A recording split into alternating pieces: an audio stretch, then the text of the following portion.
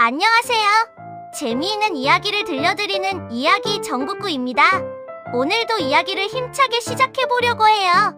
그럼 렛츠 기릿!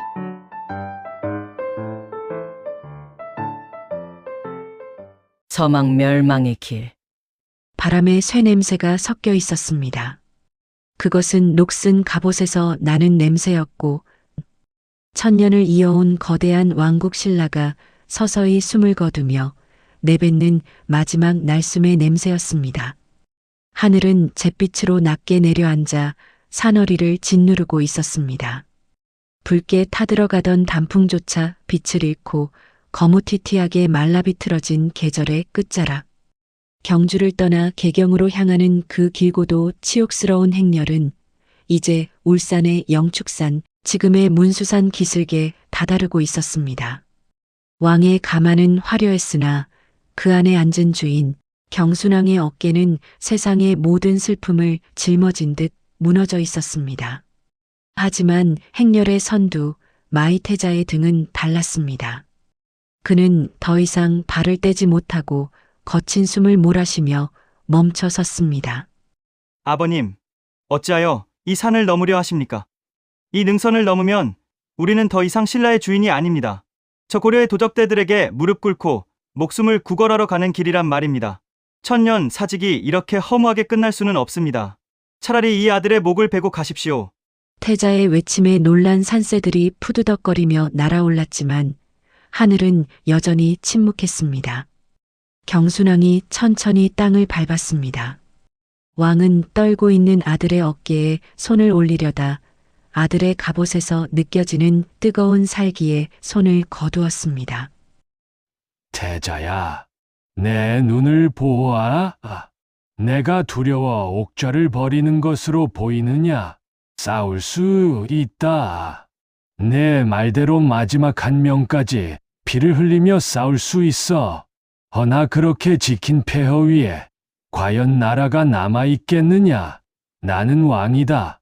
왕의 마지막 의무는 백성들이 더 이상 피 흘리지 않게 하는 것. 그것이 비록 비겁하다 손가락질 받는 길일지라도 나는 기꺼이 오명을 뒤집어 쓸 것이다. 그것이 나의 자비다. 비겁한 변명입니다. 굴복은 자비가 아니라 죽음보다 못한 치욕일 뿐입니다. 만남길 잃은 왕과 아이. 부자의 대화는 평행선처럼 좁혀지지 않았습니다. 그때 갑자기 산허리에서 희뿌연 안개가 피어오르기 시작했습니다.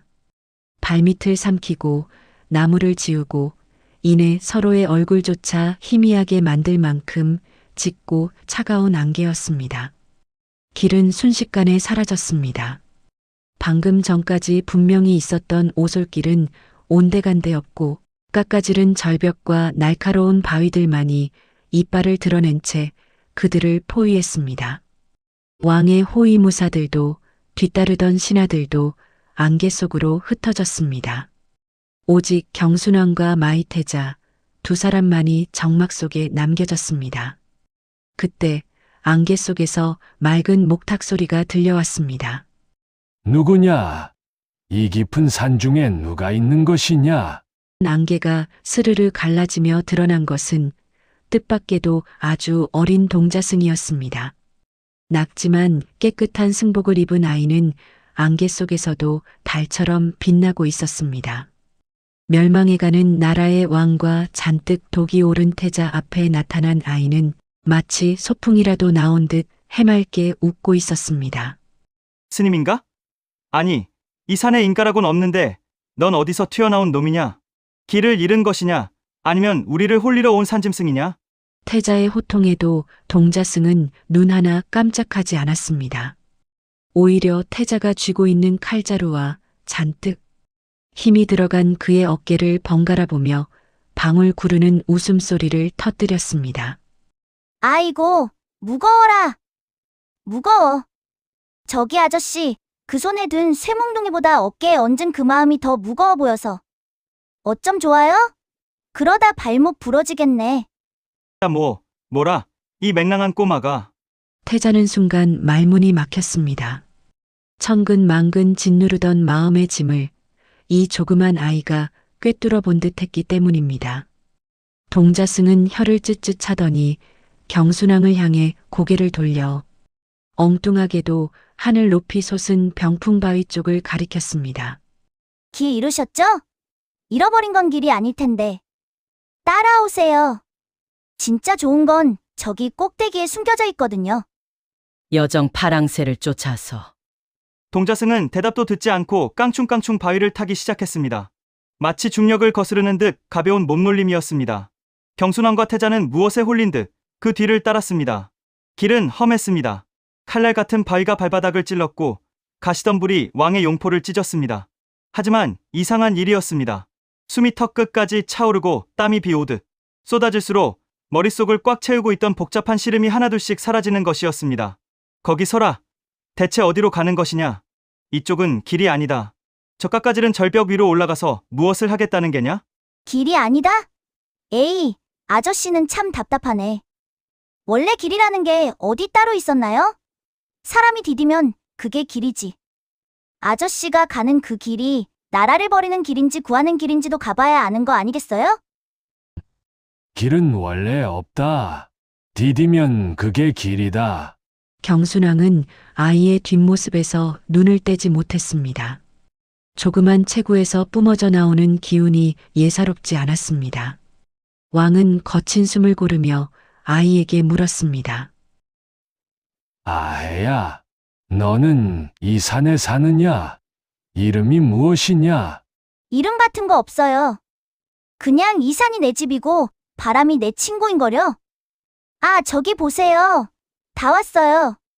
절정 병풍바위와 비사. 동자승이 멈춰선 곳은 거대한 병풍바위 앞이었습니다. 하늘을 찌를 듯 솟아오른 바위벽은 더 이상 나아갈 곳이 없는 막다른 곳이었습니다. 태자는 허탈함과 분노가 다시 치밀어 올랐습니다. 이놈, 우리를 놀린 것이냐? 여긴 막다른 절벽이지 않느냐? 더 이상 갈 곳도 없는데 무엇을 보라는 말이냐? 동자승은 태자의 고함 소리에 빙글에 미소를 지었습니다. 그러고는 절벽 끝 청길 낭떠러지 위에 위태롭게 섰습니다. 산바람이 아이의 승복을 거세게 흔들었습니다. 갈 곳이 왜 없어요? 눈에 보이는 땅만 길인 줄 아시나 봐요. 마음이 닿는 곳은 어디든 길인데. 자, 잘 보세요. 그 순간 기이한 일이 벌어졌습니다. 동자승의 몸 주위로 푸른 광채가 감돌기 시작했습니다. 그것은 새벽 하늘의 빛깔 같기도 하고 깊은 바다의 색 같기도 했습니다. 왕과 태자가 눈을 의심하며 뒷걸음질 치는 사이 아이의 형체가 흐릿해지더니 순식간에 한 마리 아름다운 파랑새, 청조로 변했습니다. 이럴 수가. 파랑새는 자유롭게 날개를 펼쳤습니다. 그리고 단단한 병풍바위를 향해 거침없이 날아갔습니다. 부딪히면 뼈도 추리지 못할 속도였습니다. 하지만 새는 바위에 부딪히지 않았습니다. 마치 물속으로 뛰어들듯 단단한 바위 속으로 스르륵 스며들어 사라져버렸습니다. 아, 바위 속으로 사라진 파랑새는 다시 나오지 않았습니다. 대신 그 바위 전체가 웅장한 빛을 뿜어내며 산 전체를 울리는 소리가 머릿속에 직접 들려왔습니다. 그것은 말소리가 아닌 깨달음의 파동이었습니다. 멸망은 끝이 아니며 진정한 지혜는 형태에 얽매이지 않는다는 가르침. 경순왕은 그 자리에 무릎을 꿇었습니다. 문수보살이시여, 저희를 이끄신 분이 바로 당신이셨군요. 태자 역시 손에서 칼을 놓쳤습니다. 쨍강, 쇳소리가 바위에 메아리 쳤습니다. 그가 그토록 지키려 했던 것은 땅덩어리와 왕관이었으나 문수보살이 보여준 것은 영원히 사라지지 않을 정신의 세계였습니다. 결말 희망의 씨야. 파랑새가 사라진 바위에는 은은한 푸른 빛만이 감돌고 있었습니다. 거친 바람이 다시 불어왔지만 그 바람은 더 이상 차갑지 않았습니다. 왕과 태자의 옷자락을 스치는 바람결에서 천년을 이어온 서라벌의 따뜻한 봄 향기가 나는 듯 했습니다. 마이태자는 바닥에 떨어진 자신의 칼을 물끄러미 내려다보았습니다.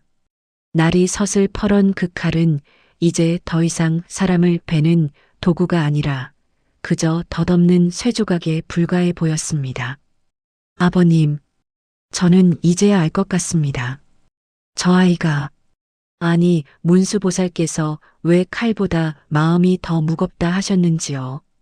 저는 신라라는 이름의 껍데기를 지키려 악을 쓰고 있었을 뿐, 정작 그 안에 담긴 백성들의 숨결은 보지 못했습니다. 그래, 나라는 땅덩어리가 아니다. 왕관도 아니다. 백성이 살아있고 그들의 마음에 신라의 얼이 살아있다면 우리는 멸망하는 것이 아니다. 잠시 긴 겨울잠에 드는 것일 뿐.